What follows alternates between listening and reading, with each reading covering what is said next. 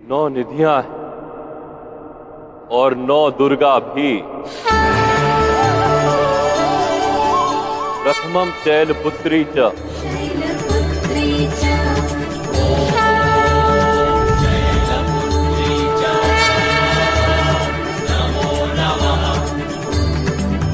द्वितीयं ब्रह्मचारिणी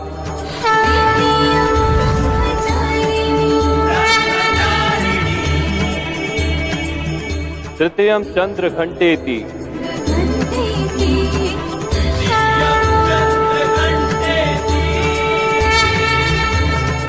कुष्मांडेति चतुर्थकम्